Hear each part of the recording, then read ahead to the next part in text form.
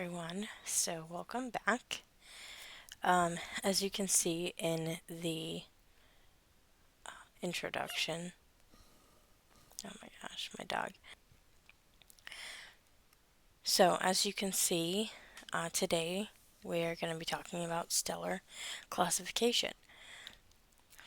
Anyone who likes looking at stars knows that stars are not uniform.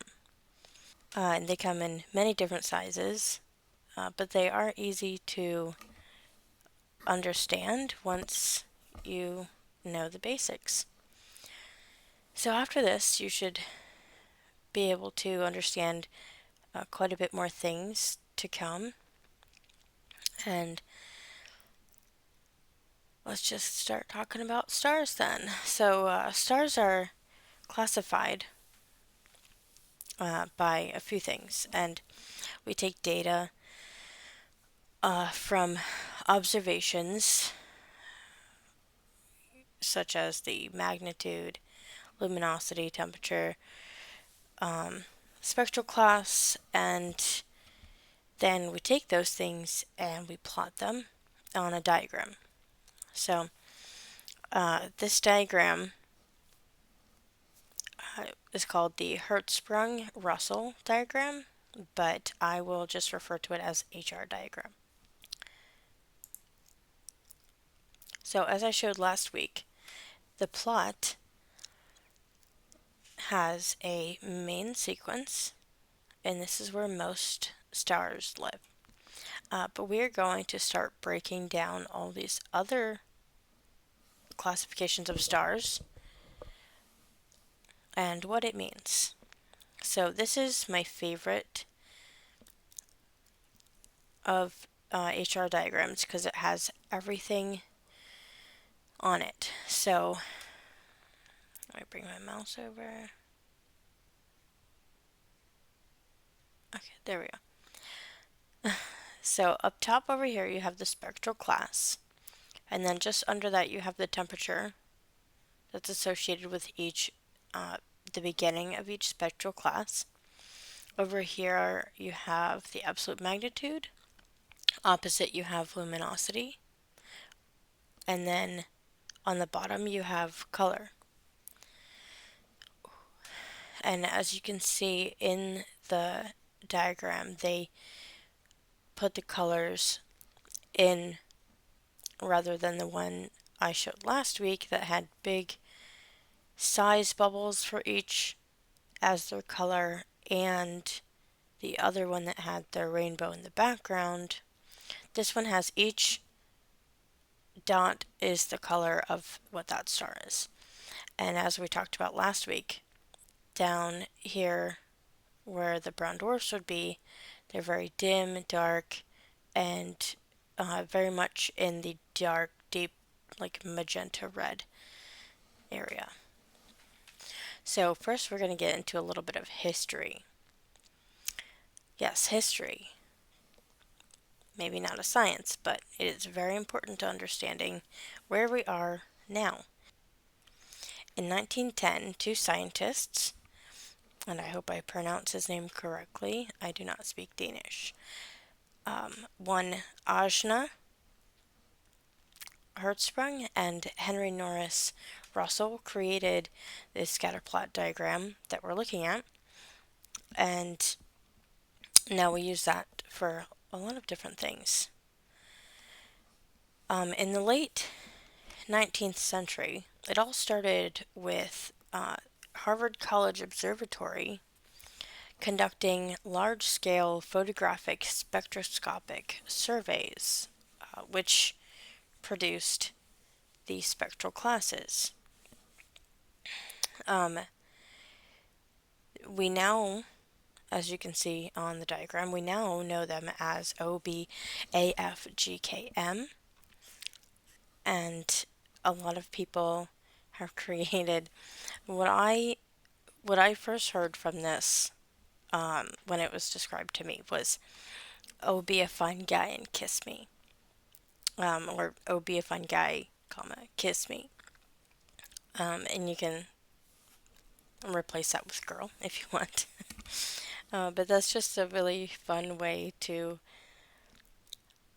remember them. I actually use it quite often, but you can also replace the letters with any other word you want that makes sense to you. And the surveys that they conducted uh, were then gathered and published in what is called the Henry Draper Catalogue. So that will be referred to as HD, the HD catalog. So I actually have the catalog. Okay, this catalog, as you can see, is very large. I'm just going to scroll to show you. It's still going. Still going. A lot. A lot. A lot. Okay, that's only half. That's only half. It would be kind of a waste of time to scroll through all of them when I'm not going to show you all of them. So let's go back up to the top. And the most popular ones really can be found up in this top area. So when we click on them, they will take us to a link or through the link, and it'll show us the star. And as you can see, there's a collection of images. It'll show you what it's connected to. So this is Betelgeuse, and it would be in Orion. And then it's showing you up at the top right here, if you can see, as I move around, it changes the declination and right ascension. But when you get right above Betelgeuse, it'll settle. And when you pull it off, it will reset. And so it'll tell you right down here what they are as well. So you don't have to go and hover over the image. It tells you how far away it is and just so many details. And then you can scroll through and there's a lot of different resources. And so this is done for all of those stars that I scrolled to show you, and that was only half of the ones that are there. Not every star is on there. But this one's Sirius. The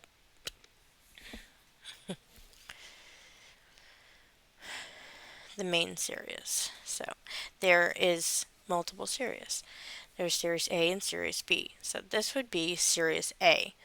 And as you can see, the distance is 2.637 parsecs, which is a lot closer than Betelgeuse. Betelgeuse was 131 point other numbers, which is why we can get an image this close to it. And then it'll show you from different areas where you would be able to see it. And as long as you know the constellation it's in, which is what it's showing you over here, and if you were to see a brighter sky view, like it goes somewhere really dark, you can actually see the Milky Way galaxy. For me, that was on the far side of Maui, on the very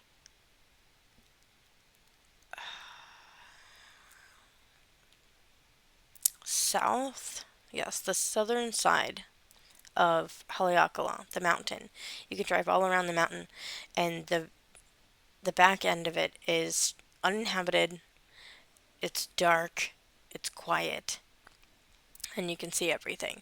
So when you have a kind of a clustered view, because you can see a lot more in the sky, then that's when these come in handy, because then you can look for other markings and then draw it back to, oh, okay, well, I know if I look this far from this object, that's Sirius.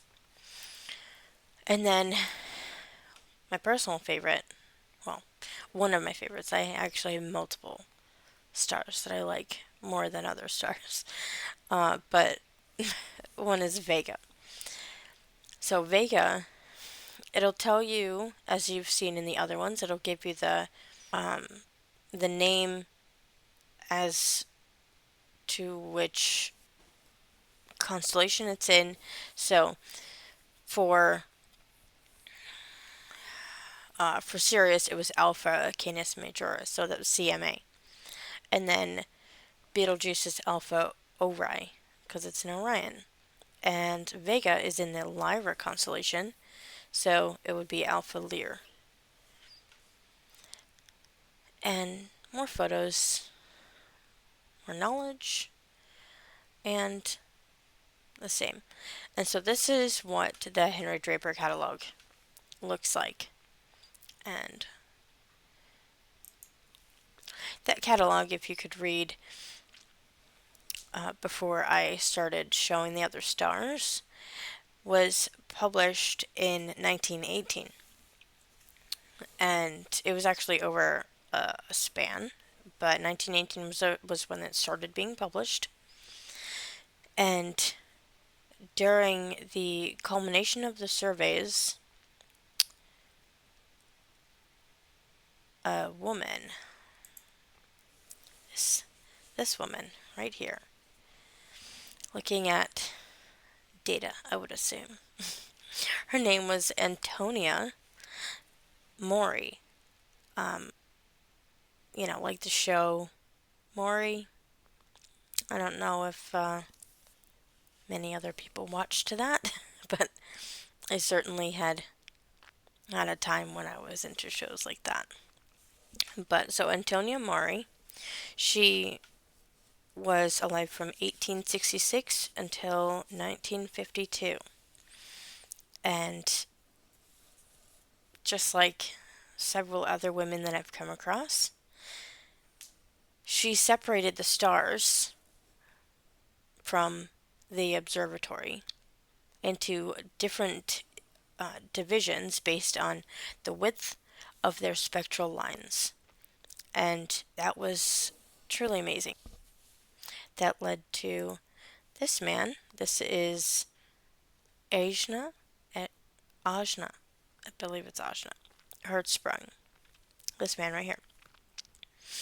He then correlated the width of the spectral lines with their luminosity.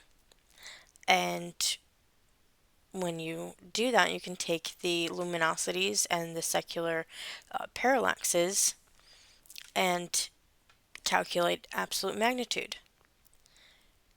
And that was another huge step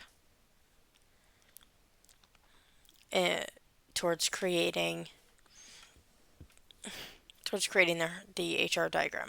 Then in 1910, a man named Hans Rosenberg of Germany. Now this man I do not have a picture of. I actually could not find a picture of him, and I believe it's because he fled. Well, so first he was fired because he was of Jewish descent. If you couldn't tell, Germany was not the best place for him, so he left. And then he came to America. Then he left America and went to Turkey. But I couldn't actually find an image that I felt confident was actually him. So I will be posting the links to all of my research findings, all the links to the photos I'm using as well. And that man, Hans Rosenberg, published a diagram plotting absolute magnitude. So what he did was he plotted the absolute magnitude of the Pleiades. If you are unfamiliar, the Pleiades are in the northern hemisphere are the cluster of stars. It's actually more than 7, but you can see 7 with the naked eye. Even in kind of washed out areas. Like where I live, I can still see about 5 pretty clearly. So he plotted the magnitude of the Pleiades against the strength of calcium K and 2 hydrogen Balmer lines.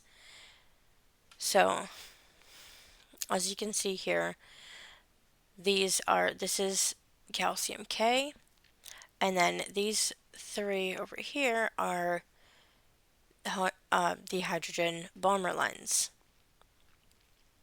So he took 2 of these, I am not sure exactly which 2, and calcium K, which again is this one, and that's how he plotted the magnitudes of the Pleiades.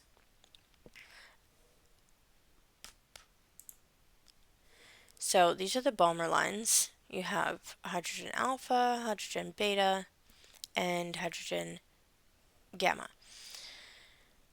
And this is, if you were to put them on the spectrograph, that's where they would be. Right? Alpha, beta, and gamma. And then this is the wavelength and intensity plot. As you can see, this is 500, 600, 700. And as anyone knows with wavelength, it is in nanometers. And here's more. So there's hydrogen alpha right here, just as we saw before, and then calcium 2K. Let me get it right there. Yes. These are in our sun, I believe, but this is just a good example for you to see what they were looking at. So there's always going to be multiple lines when you're looking through a spectrograph, and if you have a pretty straight on view, even looking at the sun, you can still come into some particles depending on where you're looking at, so you have to be careful, and you can tell based on these lines which element it is. So Russell, this is Henry Norris Russell. He, for a few years, in 1913, Russell had an early version of the HR diagram. What he did was he used Hertzsprung's work with Maury's giant stars, stars from Hyades and several other groups of stars. The groups of stars that he used were moving, and with moving stars, you need to use other methods to calculate distances, more than just the secular parallaxes.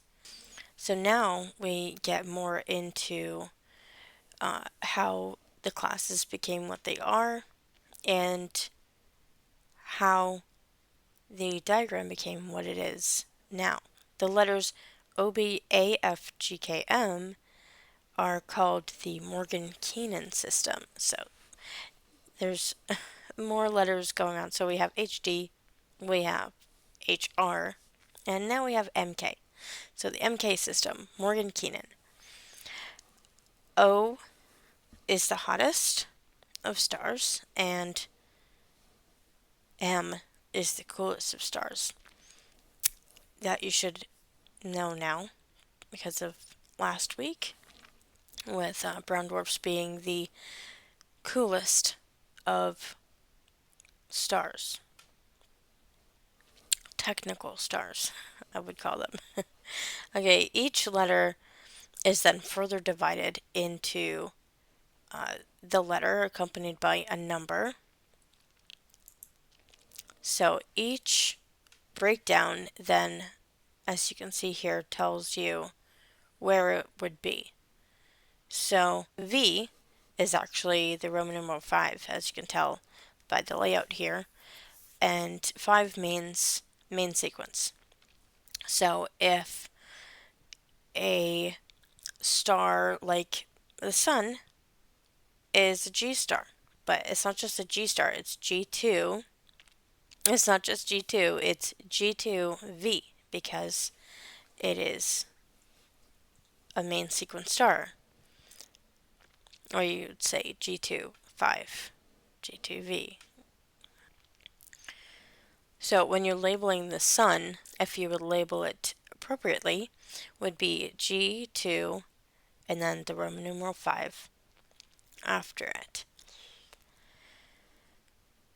Then we have Aldebaran, which is a K. And as you know, the K is right here. But it's a K5, so it'd be about halfway. But it's also a K5 plus 3. And this 3 right here means that it's a giant. As you could see from in the first HR diagram that I showed, this would be the giant area. These are the supergiants. There's a little section right here called the instability strip, which is where all of the variable stars like to sit. And then down here you have the lonely white dwarfs at the bottom. But unlike Aldebaran and the Sun and even Vega, which Vega is a main sequence star, white dwarfs do not have the Roman numeral 7 afterwards. They have Sirius B is a white dwarf and it's a DA2. So it's an A2 star, but it's a white dwarf, which is why they gave it a D. And then Betelgeuse, one of the favorites, is an M2 because it is quite cool, so it's in the M's.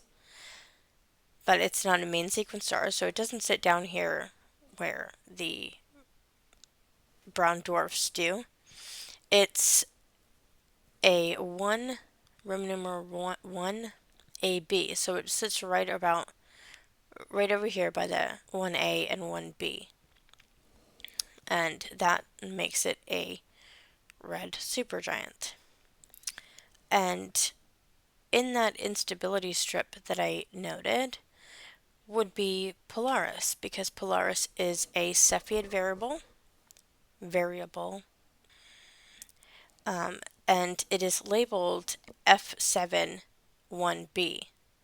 So it's an F, which is up here. And the spacing between these, the spectral classes is not really appropriate on here. So this is more just showing the different sections over here. But it would be right up here in this 1B, but F7. So it's a little bit closer to the G side.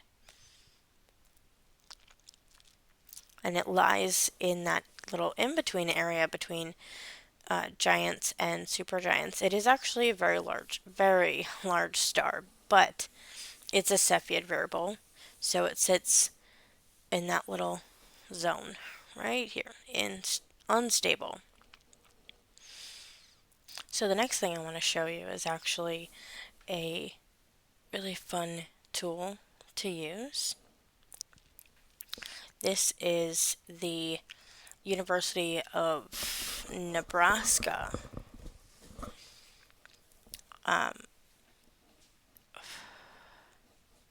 this is actually run through NAAP Labs, and I have reset it over here. But this is a really fun simulation tool. It has, as you can see, you can change it from temperature to the BV color or the spectral type, which if you already know the temperatures, spectral type is probably the best one to pick. And then over on the y-axis, you could switch to magnitude, but I like to stick to luminosity, which on this diagram, luminosity is in 10 to the powers. Then you can fill this in, you can show that little instability strip like I told you about. And then you can add the both nearest and brightest stars. That's the best one to pick. It's just all of them. Then over here is where you can start fiddling with things, and this is where you can input a temperature. You can input it straight in here, or you can slide the bar, and temperature is always going to be in Kelvin. Then you can put in the luminosity as it's compared to the sun's luminosity. That's what this means. Then, to get the radius, you just take the square root of luminosity divided by the temperature of the star divided by the temperature of our sun. And so as you can see over here, they have the sun and a sun-like star already ratioed out, and of course it's one radius. It would be the same. But you can take these little sliders and you can move it.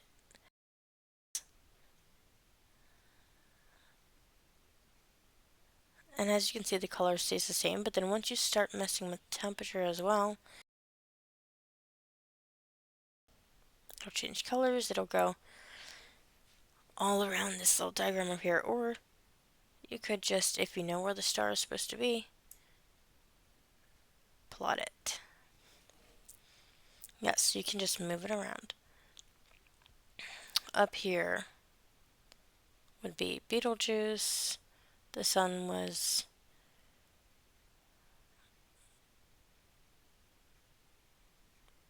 right around there. As you can see, when you're moving it around, it doesn't actually, it's hard to get it straight on. So if you were to, without resetting it,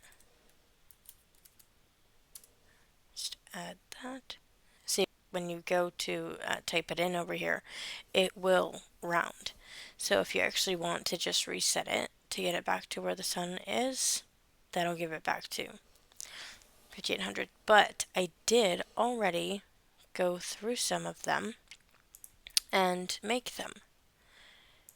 So before I actually show you those, we can go through this right here. So this will tell you how long it will stay on the main sequence, and these are all different things that we find out by plotting these stars. So we have O through M, we have L as well, but there's really, as you can see, not that much data on that. And then it'll give the temperature ranges, the color, the hydrogen Balmer features, other features that they feel are important, and then how long it lives on the main sequence. And so as you can see, the sun is 7 to 15 gigayears. They say GYR gigayears, but they could very easily just say billions. And so now to the pre-plotted ones that I've already done. So I went with a few stars. We have Proxima Centauri right here. And of course I would first plot our closest neighbor. I know that a lot of people who don't really pay attention to the different stars think that Proxima is actually closer in size to the sun, because they think, oh well, it's close to us, and sometimes we can see it, so it's probably the same size as us, right? Because that's what we see every day. But that's not true. So Proxima is actually a red dwarf compared to our sun.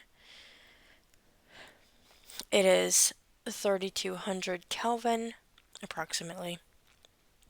This is the luminosity compared to the sun, which then brings it to just over half the radius of the sun.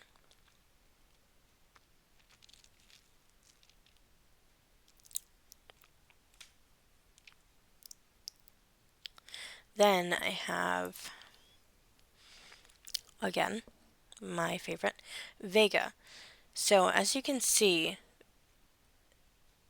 we would be right about here. And so we are just about in the center of where Proxima just was, and now where Vega is. Vega is this little X right here. And as you can see, it's bluer than our sun, and it is larger. And when we calculate these over here, you get 1.7 times the radius of the sun. Next we have, as I showed earlier, this is Polaris. So as you can see, Polaris doesn't sit in the supergiants, and it's not down here in the giants. It's a little bit outside. All of these little plotted in-betweeners are variable stars, different types of variable stars, and that's a whole other plot that would go on top of this to tell which kind of variable star it is, because Cepheids are not the only variable. But you can tell the temperature is actually not that much greater than our sun, which is why its color is very similar to the sun. It is a yellow supergiant, it's called, but it's also a Cepheid. So it's called a supergiant, but it still sits outside of the supergiant range. Its luminosity, though, is very far more luminous than our sun, and that makes sense because it's larger, which in turn makes the radius larger than our sun, and in this case 47. So moving on, then I wanted to get the two on the main sequence that were closest to the sun, not in distance exactly. And then Polaris being a variable, and now Betelgeuse in the supergiants, as it's all the way up here in this little corner. And I know, see, this is blue giants, and the supergiants is blue, but that doesn't mean that all of these stars in here would be blue. As you can see, because it's cooler, it is going to be red. It's actually much cooler than our sun, as you can see right here. But it is, again, far more luminous, which makes sense because it is 630 times the radius of our sun. That is very big. I tried to explain that to my son, my oldest son, who is 9 turning 10. He is obsessed with space as much as I am, which I absolutely love. But he also has the best reactions when I try to explain the scale of things to him. And this size right here is exactly why we can still see it as bright as we do, even though, as we saw in the HD catalog, it is 131 parsecs away. And if you don't know how far a parsec is, 1 parsec is 3.2 light years. That is very far. That's how far the light from a star can travel in 1 year. That's 1 light year. So that would be 3.26 years of light traveling is 1 parsec. And it's 131 away. Very far. But because it's so large, we can see it very well. And the last one but not the least, even though it is the smallest of here. You can't even see it, can you? This little tiny dot right there next to the sun. This is what the sun will look like when it eventually is through its evolutionary phase, which we will not be around for. So this little white dwarf is Sirius B. Now, Sirius A is on the main sequence. It's right around where Vega is, right around this area over here. And this is Sirius B. And so we have one star that's probably a little bit smaller than Vega, if I remember correctly. And then this little tiny white dwarf right near it. So the radius here, it's so minuscule, we cannot see this with our naked eye. We can't see. Also, the brightness of Sirius A would just take away from it anyway. So I put these pre-made ones together so that we could easily go through them. If you'd like to rewind and pause and take note of each temperature and luminosity and try to do this on your own, I will also be posting this link.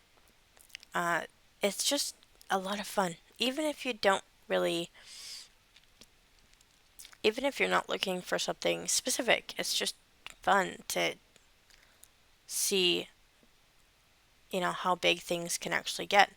Especially if you go in this area, you're not really going to get an accurate look at what the stars are, because most stars, as I said earlier, fall right in this green strip on the main sequence.